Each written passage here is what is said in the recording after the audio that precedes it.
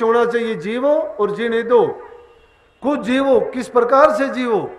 इस प्रकार से जीवो कि तुम्हारा जीवन में हर प्रकार के गुण हो, दूसरों के प्रति आप प्यार हो, किसी की बुराई ना करो, किसी से नफरत ना करो, ओगन ग्रही ना बनो, जहाँ कहीं जाओ गुण की पहचान करो, मीठा और अच्छा बर्ताव करो, बूढ़े बुजुर्ग की इज्जत कदर करोगे, दो शब्द प्यार के बोलोगे, वो तुम्हें इतनी इज्जत और सम्मान देगा, तुम गदगद हो जाओगे। अरे उसी चीज में तुम्हें सुख मिल गया, शारीरिक सुख, मानसिक सुख तो उसी में मिल गया। कुदरत का नियम है इसमें, संसार में जिसमें हम रहते हैं, इसमें कोई किसी का, परमात्मा कोई दखल नहीं देता, वो किसी के काम में दखल नहीं देता।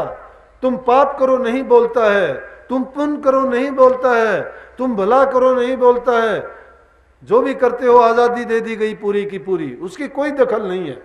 लेकिन जब दखल नहीं है, उसी भूल में हम ये ऐसा कर जाते हैं। लेकिन यहाँ पर हर चीज का हिसाब होता है, ये करने के लिए आजादी दे दी गई, लेकिन बचने का कोई खाना नहीं है। तो यहाँ जैसा हम करते हैं वैसा भोगने के लिए भी हमें तैयार रहना चाहिए, और वो अब अगर नहीं भोग पाते हैं आगे भोगना पड़ेगा, वो कर्म संचित कर्म में चला जाएगा। ये तो हमारा क्या है कि प्रारब्ध का कर्म भोगते हैं, इसमें तो ये शिकायत करने की जरूरत नहीं रहती कि मैंने किसी के साथ अच्छा किया, मेरे अच्छा नहीं करता हूँ, कोई बात नहीं है, पीछे का हिसाब हमें पता नहीं है, क्योंकि इस जीव के साथ ये लगा दी गई थी कि इसको याद नहीं रहना चाहिए कि इसने पीछे कौन सी योनियों में क्या क्या कर्म किए थे, कौन इसके संबंधी, कौन इसके नातेदार, और किस जगह पर ये रहा था। कोई बिरला जीव ऐसा होता है कि कुदरत का क्या खेल है कि कोई लाखों करोड़ों में कोई एक आध मिल जाए, वो भी कहते सुने हैं, लेकिन वो पूर्ण रूप से साबित एक आधी बात हो ही है। लेकिन ज्यादातर यही बात है कि जीव को पता ही नहीं हम किस योनि से आए हैं, क्या क्या कर्म करके आए हैं, कितना कर्म हमने भोग लिया, कितना हमारा बाकी है। ये लेखाकार तो लेखा जोखा रखता है, लेकिन हमें नहीं। इसलिए इस जीव को जो आज़ादी दी गई, उस आज़ादी में फंस के हमने जो कर्म किए, उस कर्म के भोगी बन के बार बार संसार में अलग अलग योनियों में आते रहे और दुख उठाते रहे।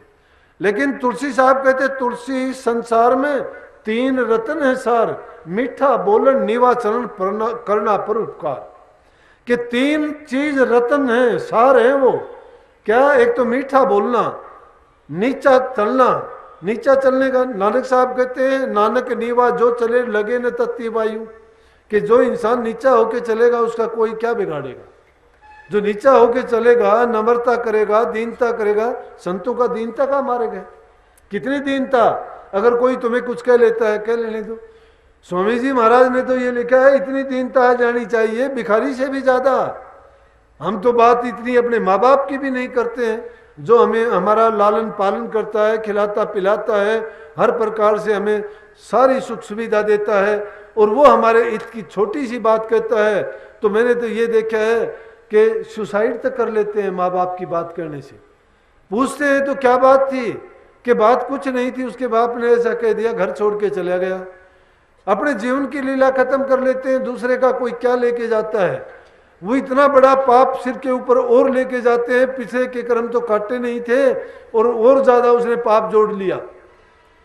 लेकिन अगर इस बात को समझ ले इंसान कि जो हमें दीनता में, नम्रता में, निर्बलता में जो चीज मिलती है, वो हमें अपने अभिमान में और घमंड में नहीं मिलेगी। स्वामी जी महाराज की बात लीजिए, सत्संगियों को तो ऐसा होना चाहिए। संतों के बारे में तो ये कही है कि संत का हृदय नवनीत समाना, कि संतों का हृदय तो ऐसा है, छोटी सी बात के लिए द्रवित हो जाता है, उनमें बहुत दया होती है, करुणा होती है।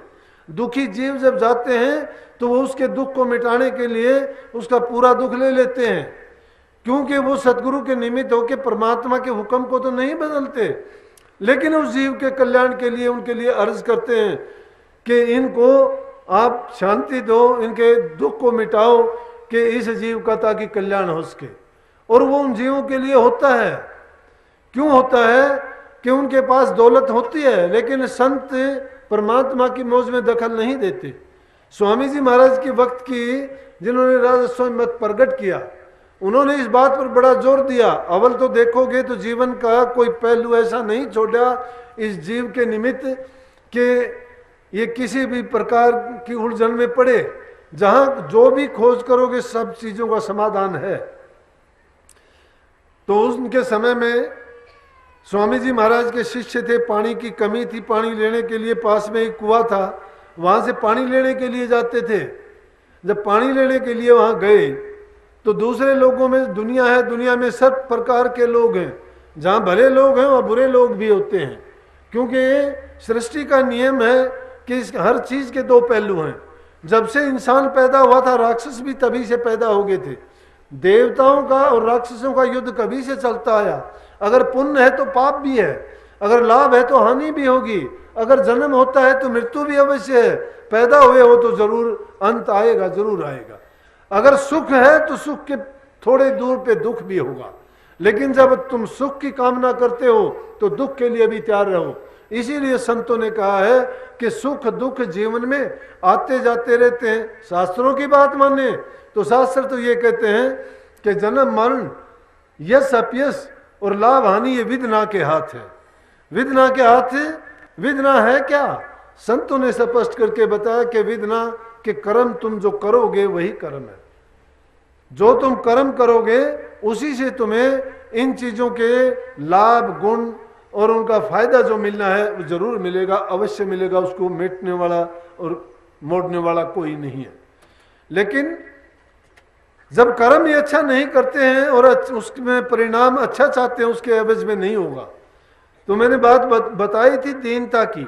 जब पानी लेने के लिए कुएं पर गए, वहां कुछ ऐसी प्रकृति के लोग थे, उन्होंने उन सत्संगी लोगों को गालियां दी, बुरा भला कहा, उनके मटके तोड़ दिए, पानी नहीं लेने दिया। कहने लगा कि पानी नहीं लेने देंगे तुम्हें, जाओ तुम, अगर ऐसे ही हो तो अपना कुआं अलग से बना लो। ये ज्ञान ऐसे नहीं मिलता। यही तो मौज थी जिसको मैंने कहा कि ये हमें भोग के साथ जोग दे दिया, रोगों को मिटा दिया और उसी में हमें मुक्ति का रास्ता दिखा दिया। गृहस्थ में रहते हुए, सारे काम करते हुए, सच्चाई के साथ अपने जीवन को जीते हुए अगर हम कुछ समय निकाल के प्रभु भक्ति करते हैं, नाम की कमाई करते हैं, तो भी हमारा कल्याण अवश्य होगा, कोई रोकने वाला नहीं है। ये संत मत की निश्चय करके अपने में बात दिमाग में रख लें कि हमारा कल्याण अवश्य होगा, क्योंकि हमें जो नाम मिला है उस नाम में ये ताकत है कि हमें दोष मुक्त करके निज धाम को जरूर लेके जाएंगे। तो स्वामी जी महाराज ने के पास आए, वो रोते भी लगते। क्यों? कि हमारी तुच्छ बुद्धि है, तुच्छ ज्ञान है, समझ नहीं है।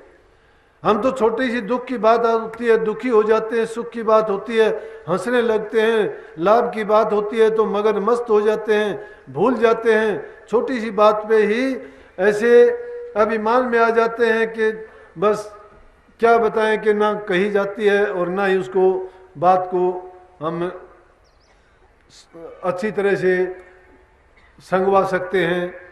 तो क्या किया, गए और जाके कहने लगे जी हमारे साथ तो ये हुआ, रोने लग गए कि उन्होंने हमारी बेइज्जती की, मटके तोड़ दिए, पानी नहीं भरने दिया,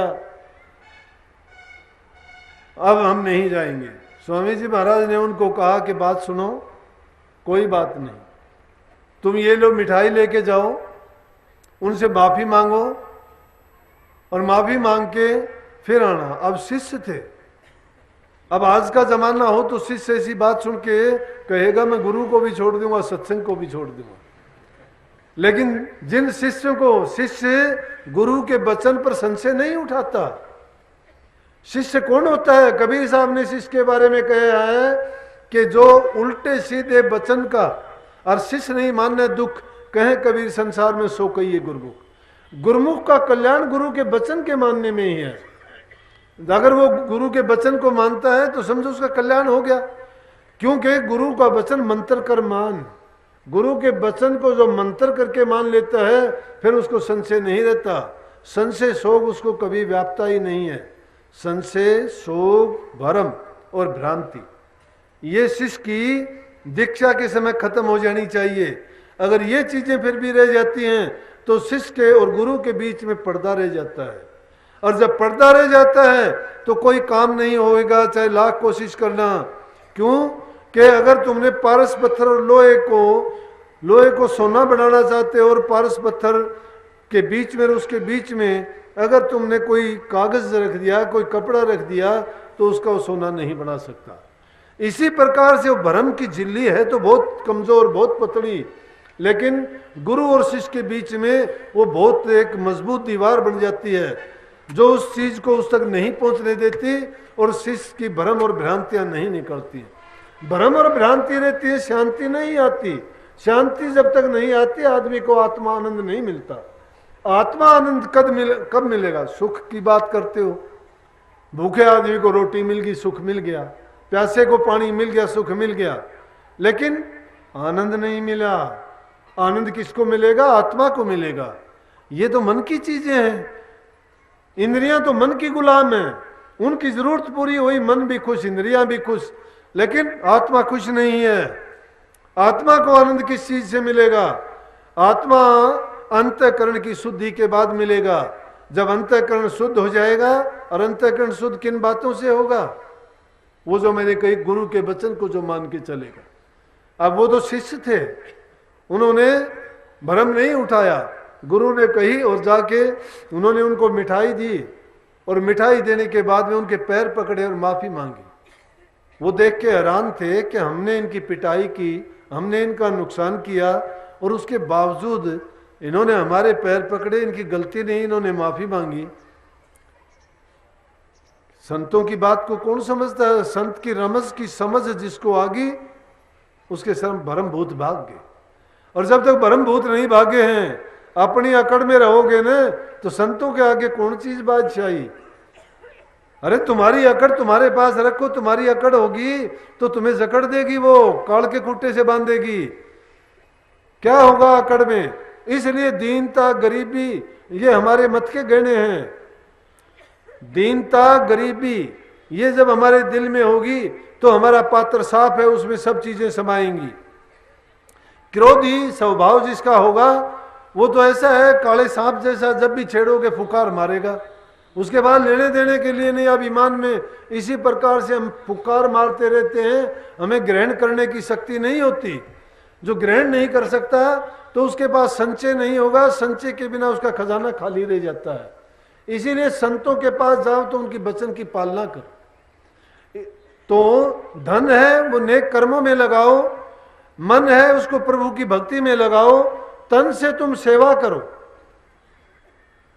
ये 3 प्रकार से कल्याण बताया है, उसमें यही है कि तन पवित्र सेवा किए, धन पवित्र किए दान, मन पवित्र हरि सिमरन से त्रिविध हो कल्याण।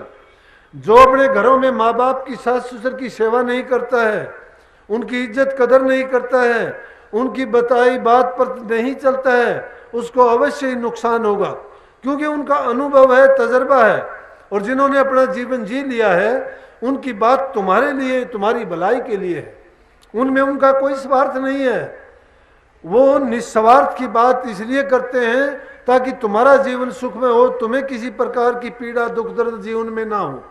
उन्होंने दुख सुख की बातें सारी की सारी अपनी जिंदगी में देखी हैं, इसलिए उनसे जो निष्कर्ष निकला वो उससे प्राप्त किया हुआ ज्ञान हमें देना चाहते हैं।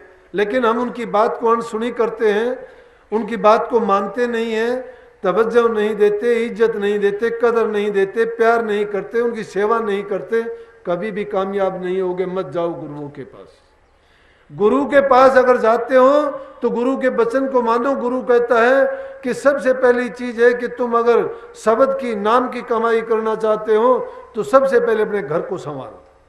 जो स्त्री अपने पति की इज्जत नहीं करता, जो पति अपनी स्त्री की इज्जत नहीं करता है, वो घर नरक के समान है। उनका सत्संगों में आने का कोई फायदा नहीं। मत आया करो, बेशक कोई फायदा नहीं होगा आप लोगों को। अगर अपने घर को सवरक बनाना चाहते हो, सवरक देखना चाहते हो, सवरक देखना चाहते हो तो अपने घरों में स्त्री अपने पति की, पति अपनी पत्नी की इज्जत कदर करो। बच्चों में देखोगे प्यार होगा, आपस में मेलजोल होगा। जिस घर में प्यार प्रेम होगा, सवरक का बादशाह होगा, अच्छे विचार होंगे, शांति बनी रहेगी, हर प्रकार से तुम्हारा उन्नति होगी, सफलता होगी, हर काम में मैं कहता हूं लाभ ही लाभ होता चला जाएगा। क्योंकि शास्त्र कहते हैं जहां सुमति वहां सुख नाना, जहां सुमति है वहां नाना प्रकार के सुख हैं, जहां कुमति वहां दुख विधाना। और जहां दुर्बुद्धि है, दुर्विचार है, आपस में लड़ाई झगड़ा है, वह काल का बासा हो जाता है। लक्ष्मी वास छोड़ के चली जाती है घर से, तो उस घर में रोजाना झगड़े फिसाद होना और बर्बादी का कारण बन जाता है। एक आदमी का कया नहीं मानते, वक्त पर काम नहीं होते हैं, आपस का प्यार प्रेम चला जाता है, आपस में एक दूसरे पर धोखा हो जाता है, जिसका जो जी चाहता है वो काम करता है और हर चीज की बर्बादी नुकसान को वो अपना नुकसान नहीं मानता।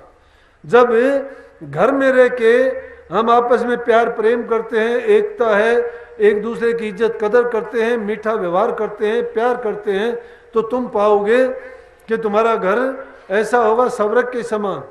धन की कमी नहीं होगी, प्यार की कमी नहीं होगी, हंसी खेलते हुए एक गुलो गुलजार बगीचे की तरह से मुस्कुराता हुआ परिवार रहेगा और हर प्रकार से आप सुखी और संपन्न रहोगे। इसलिए अपने शरीर से अच्छा काम करो, जरूरतमंद की सेवा करो। इस शरीर का कुछ नहीं बनना है। पशु के चाम की बने रे पनैया, नौबत और नगारा, नर तेरा चोला काम न आवे, जड़बुझ हो जाएगी चारा। शरीर इंसान का क्या काम आना है? अरे मैं तो जिंदगी में एक बात सीखा, उससे पहले नहीं, जब गुरु की शरण में आया मुझे ये ज्ञान मिला, और उस दिन के बाद से मैंने कभी ये सोचा भी नहीं। मैंने तो प्रण किया था कि जब तक मेरे शरीर से होगा, ये बात है कि इंसानी शरीर में है, कभी गुस्सा भी आ जाता है, कुछ कहा भी जाता है, लेकिन वो गुस्सा किसी के लिए घात करने वाला नहीं होता।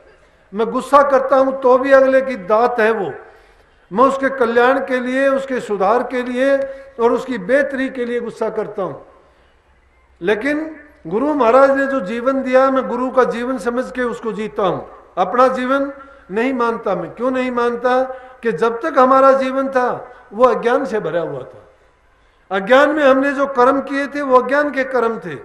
अब जो कर्म करते हैं वो अपने नहीं, गुरु के मान के करते। क्योंकि हमारा अगर होता तो कोई खोटे मंदे कर्म करते, कहीं जेल में सड़ते, या कहीं शराब कबाब खा के कहीं मरते और खोटे कर्म करके मरते, या किसी से लड़ाई झगड़ा करते तो कोई लठ मारता तो मर जाते, या कोई और कोई दुर्घटना होती किसी खोटे मंदे कर्मों में आके, क्या पता इस जीवन का अंत कहाँ होना था। लेकिन बार बार, हजार बार, लाख बार भी अगर हमें जीवन मिलता है, अवल तो मिलना नहीं, हमारा काम पूरा हुआ। क्योंकि गुरु महाराज की कृपा हमने देख ली, अपने जीवन में पूर्ण रूप से देखी, देह रूप में भी देखी और अब विदेह रूप में भी मैं पूर्ण रूप से देखता हूं। एक पल ऐसा नहीं गुजरता कि जब गुरु हमारी रक्षा नहीं करता। मेरी करता है। क्यों करता है? चाहे तो ये समझो कि हमने अपने गुरु को ही सब कुछ मांगा था। जब भी और अब भी मैं दूर समझता ही नहीं हूं, पल पल रक्षा करती है। हम भूल करते हैं, गलती करते हैं दुनिया में रह के, लेकिन सदगुरु अपने आप संवारता है।